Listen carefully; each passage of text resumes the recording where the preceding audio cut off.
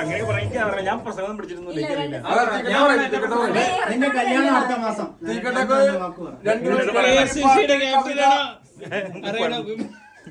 കവിത കരഞ്ഞോ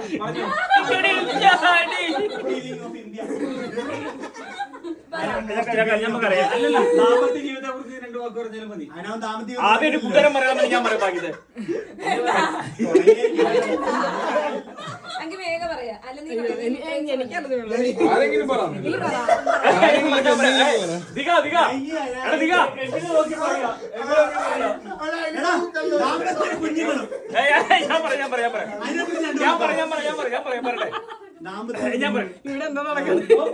ഞാൻ പറഞ്ഞേ സാക്കളെ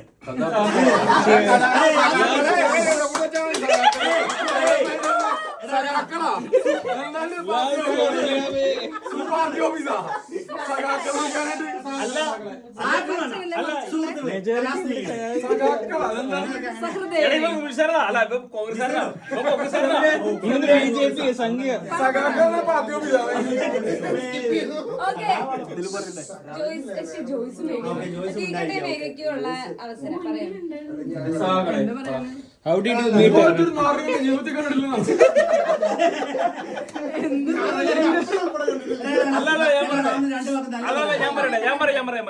എന്തുകൊണ്ടും ഈ നിമിഷം വരെ ഇത്രയും ഈ ഇതുവരെ ഇപ്പൊ ഉണ്ടായപ്പോ ഒരു പ്രത്യക്ഷ സംഭവം പോലെയായിരുന്നു. ഇത്ര നേരം ഇന്നലെയും വൈകിട്ട് ഇന്നലെ സംഭവം പോലെ ഇമാരുടെ കൂടെ ഉണ്ടായിരുന്നു. ലാലിനെ അറിയാമെങ്കിൽ അറിയണോ എന്തോ പറഞ്ഞിട്ടില്ല.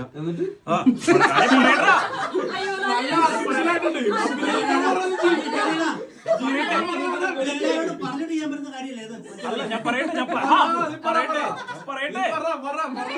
ഇതുപോലെ ഞാന് ലാലോട് പറഞ്ഞു സർപ്രൈസ് പോലെ കേക്ക് മുറിക്കുന്ന സംഭവം ഞാൻ പറഞ്ഞായിരുന്നു. പക്ഷെ ഇങ്ങനെ സംഭവം ഉണ്ടാക്കുന്ന സംഭവം വൈകിട്ട് അവൻ അറിയണ്ടോന്ന് എനിക്കറിയില്ല.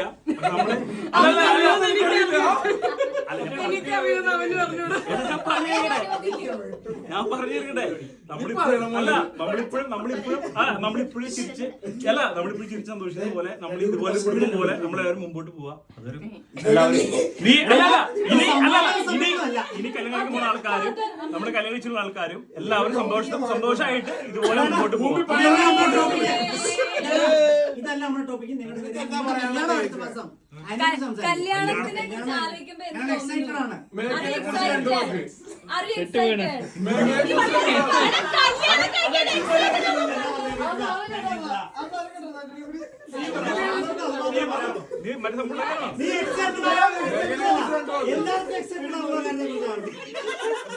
അതിതല്ല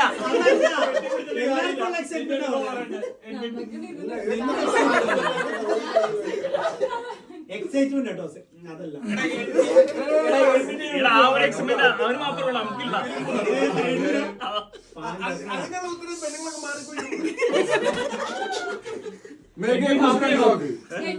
അതൊക്കെ നമ്മുടെ ജീവിതത്തിന്റെ ഭാഗങ്ങളാണ്.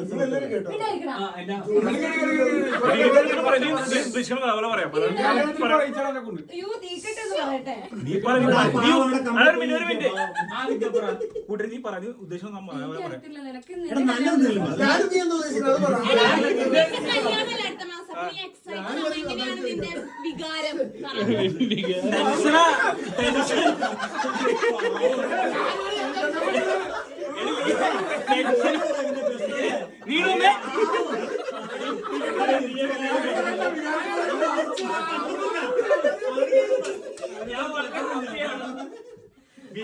വികാര ടെൻഷൻ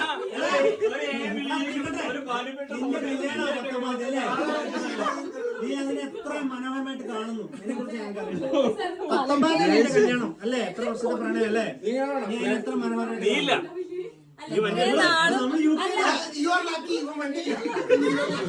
അങ്ങനെയല്ല.